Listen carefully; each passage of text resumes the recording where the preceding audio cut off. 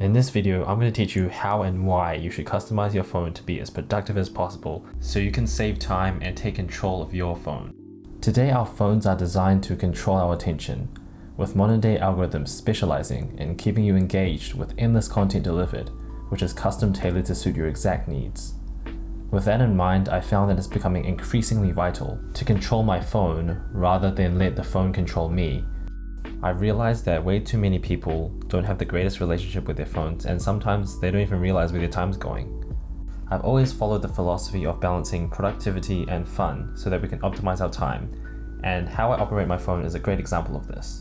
Today, I'll be covering some of my favorite settings I've integrated into my phone for day-to-day use, and how I customize and organize my home screen to be more efficient and streamlined. Let's first get started with phone settings. One of the significant distractions I found when using my phone was notifications coming in from all sorts of apps, even when I wasn't using it, especially when I was trying to do productive work. One of the crucial solutions I found is to utilize a do not disturb schedule at different times of the day where I'm doing deep work or can't afford to be distracted. Do not disturb simply means that you do not receive any notifications from basically any app unless they're whitelisted on during this time. For me, I am only notified by calls, text because who uses text these days, and so when I get one it's probably important, and Slack for work messages. These are some notifications I still want to receive even if I'm on do not disturb mode. I then turn on do not disturb mode from 10 p.m. at night to 11 a.m. the next day so that I'm not disturbed an hour or so before bed, as well as doing a proper morning routine in the morning without being distracted by endless content, which can be pretty challenging to stop.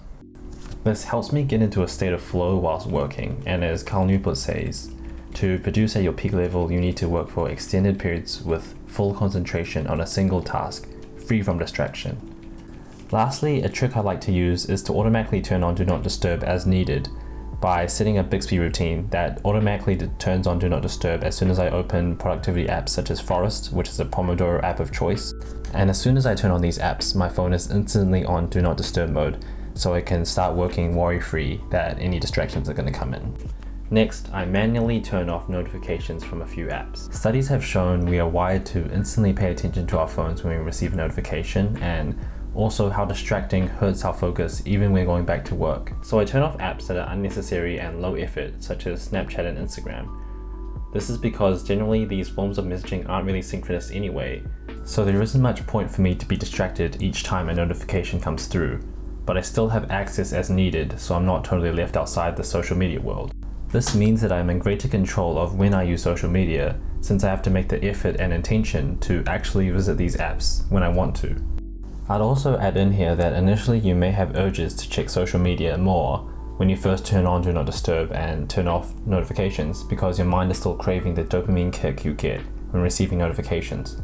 But I promise you, and after a week or so of consistent usage, you will get used to this, and the intangible benefits here are invaluable to have. Lastly, a feature I like to use is called digital well-being.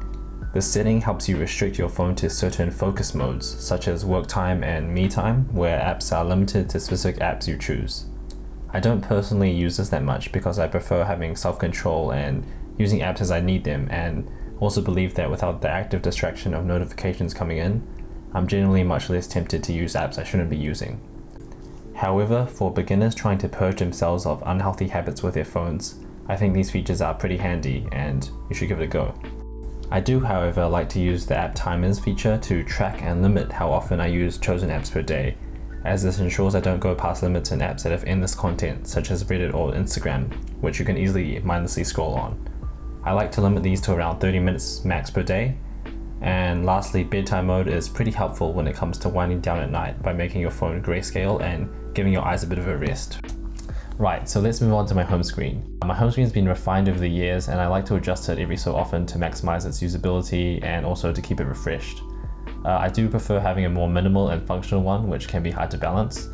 I currently use Nova Launcher with KWGT widget to have custom widgets that you see here, and each one of these tabs is clickable to quickly take me to some quick functions such as weather, alarm clocks, and calendar functions. On my other screen, I have various utility apps, such as my work folder and maps for easy access. My dock also has various useful apps that I frequently use, so I use 2 pages here to scroll between them. I do like to frequently use app shortcuts to quickly utilize actions as needed. If you want to see some specific apps I use, I made a separate video showcasing 5 of my favorite productivity apps, which you can check out here. In terms of how my apps are organized, I have split it into 2 tabs. One for frequently used apps which generally offer more utility, and the other page is for the rest, which include entertainment apps and games and miscellaneous apps that I don't frequently use. And lastly, I have configured a few gestures to help me navigate my phone faster. For example, 2-finger swipe down to search and 1-finger swipe down for recent apps. I've pretty much ingrained these habits into my fingers, so it comes pretty naturally and intuitively to me. So yeah, if you can get used to these gestures, then it can really help and speed up things. Overall, my home screen is pretty simple and straightforward, but I hope it was still helpful for you in some way. I do like to streamline things so they're accessible and easy to remember, so that I can basically go to my phone and remember exactly where things are and where they're placed. Lastly, just as a bonus, I'd like to say how useful it is to have a noting app of choice that you use at a moment's notice to take down notes whenever you need it. I currently use Samsung Notes since it's integrated with the S Pen, however, Google Keep works just fine. To summarize the key points of this video, I'd basically bring it down to 3 key points. You want to limit your notifications so that they don't only come in if you need them. Turning on Do Not Disturb mode as needed to guarantee that no notifications can come in while you're doing focused work, as well as making sure your home screen is decluttered and separate between play and work.